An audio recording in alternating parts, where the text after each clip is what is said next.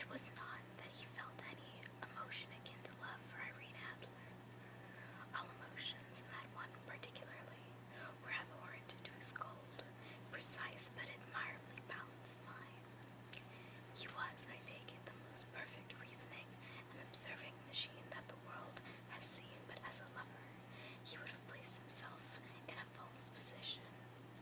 He never spoke of the softer passions save with a jibe and a sneer.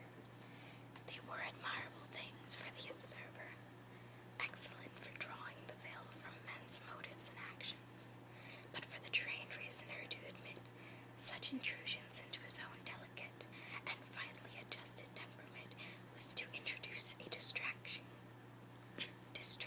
factor which might throw a doubt upon all his mental results. Grit in a sensitive instrument, or a crack in one of his own high-powered lenses would not be more disturbing than a strong emotion in a nature such as his. And yet there was but one woman to him, and that woman was the late Irene Adler, of dubious and questionable memory.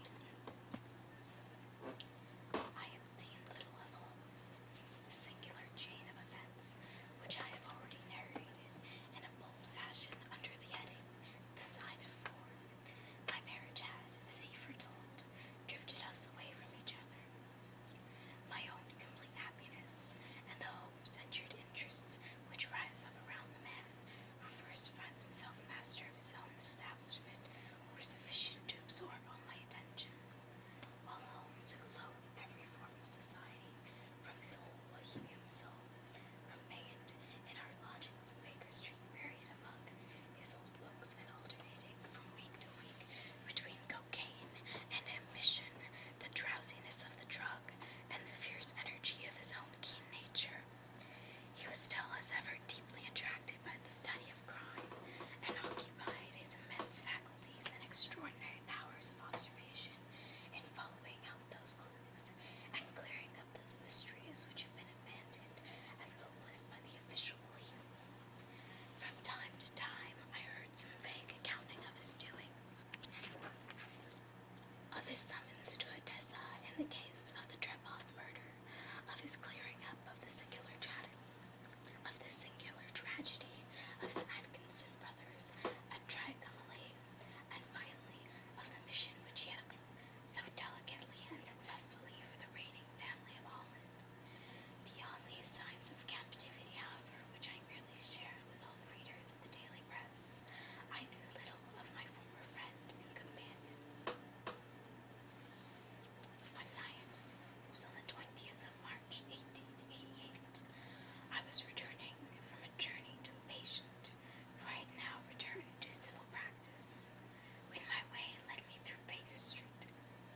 As I passed the well-remembered door which must always be associated in my mind with my wooing and with the dark incidents of the study in scarlet, I was seized with a keen desire to see Holmes again, and to know how he was employing his extraordinary powers. His rooms were brilliantly lit, and even as I looked up, I saw his tall, spare figure pass twice in the dark silhouette against the blind. He was pacing the room swiftly, eagerly, with his head sunk upon his chest and his hands clasped behind him. To me, who knew his every mood and habit, his attitude and manner told their own story. He was at work again. He had risen out of his drug-created dreams and was hot upon the scent of some new problem. I rang the bell and was shown up to the chambers which had formerly been in part my own. And I think to see me, with hardly a word spoken, but with a kindly eye, he waved me to an armchair, threw across his case of cigars, and indicated a spirit case and a gasogene in the corner. Then he stood before the fire and looked me over in his singular introspective fashion. "Wedlock suits you," he remarked. "I think, Watson, you've put on 7.5 pounds since I saw you." 7, I answered. "Indeed, I should have thought a little more, just a trifle more, I fancy." "Watson, just a trifle more, I fancy, Watson, And in practice again, I observe, you did not tell me that you intended to go into harness. Then how do you know? I see it, I deduced it. How do I know that you have been getting yourself very wet lately, and that you have a most clumsy and careless serving girl? My dear Holmes, I said, this is too much. You would certainly have been burned had you lived a few centuries ago. It is true that I had a country walk on Thursday and came home in a dreadful mess, but I have changed my clothes. I can't imagine how you deduce it. As to Mary Jane, she is incorrigible, and my wife has given her notice, but there again I fail to see how you work that out. He chuckled to himself and rubbed his long, nervous hands together. It is simplicity itself, he said. My eyes tell me that on the inside of your left shoe, just where the firelight strikes it, the leather is scored by 6 almost parallel cuts. Obviously, they have been caused by someone who has very carelessly scraped round the edges of the sole in order to remove crusted mud from it. Hence you see my double deduction that you have been out in vile weather, and that you had a particularly malignant boot-slitting specimen of the London slavery. As to your practice, if a gentleman walks into my room, smelling of iodoform, with a black mark of nitrate of silver upon his right forefinger, and a bulge on the right side of his top hat to show where he has secreted his stethoscope, I must be dull indeed if I do not pronounce him to be an active member of the medical profession. I could not help laughing with the ease with which he explained his process of deduction. When I hear you give your reasons, I remarked, the thing always appears to me to be so ridiculously simple that I could easily do it myself. Though at each successive instance of your reasoning I am baffled until you explain your process, and yet I believe my eyes are as good as yours. Quite so, he answered, lighting a cigarette and throwing himself into an armchair.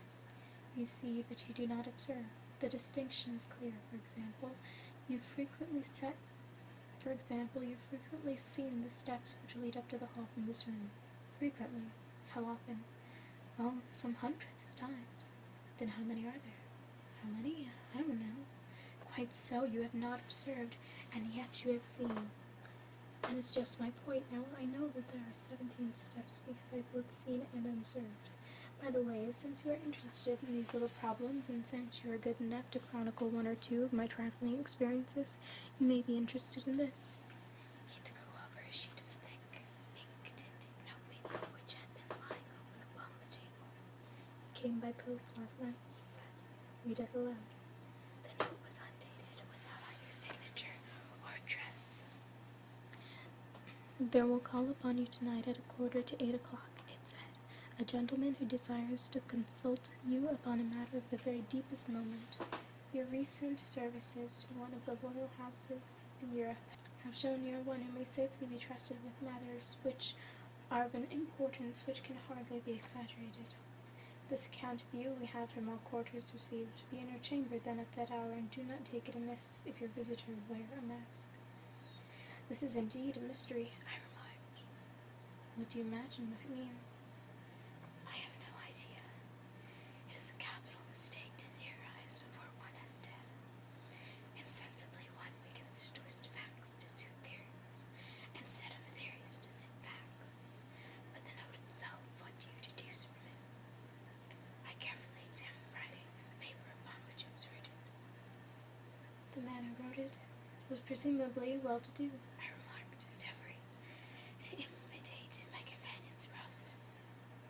Such paper could not be bought under half a crown a packet. It is particularly strong and stiff. Peculiar, that is the very word, said Holmes. It is not an English paper at all. Hold it up to the light. I did so and saw a large E with a small G, and a P and a large G with a small F woven into the texture of the paper. What do you make of that? Asked Holmes. The name of the maker, no doubt, or his monogram, rather.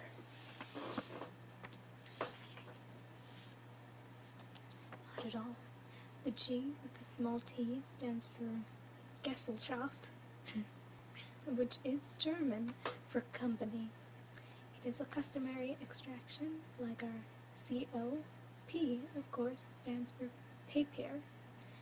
There's an I in paper, okay. Now for the EG. let us glance at our Continental Gazetter. He took down a heavy brown volume from his shelves. Eglonitz, here we are, Egria. It is the German-speaking country in Bohemia, not far from Carlsbad, remarkable as being the scene of the death of Wallenstein and for its numerous glass factories and paper mills. Ha, my boy, what do you make of that? His eyes sparkled, and he sent up a great blue, triumphant cloud from his cigarette. The paper was made in Bohemia, I said. Precisely, And the man who wrote this note is a German. Do you note the peculiar construction of the sentence? This account of we have from all quarters received? A Frenchman or a Russian could not have written that. It is the German who is so uncourteous to his verbs. It only remains, therefore, to discover what is wanted by this German who writes upon Bohemian paper and prefers wearing a mask to showing his face. And here he comes, if I am not mistaken, to resolve our doubts. As he spoke, there was a sharp sound of horses' hoofs and grating wheels against the curb, followed by a sharp pull at the bell. Holmes whistled. A pair by the sound, he said. Yes, He continued, glancing out of the window. A nice little brown ham and a pair of beauties. A pair, 150 guineas apiece. There's money in this case, Watson, if there is nothing else. I think I'd better go, Holmes. Not a bit, Doctor, staying where you are. I am lost without my Boswell, and his promises to be interesting. It would be a pity to miss it. But your client, never mind him. I may want your help, so he may.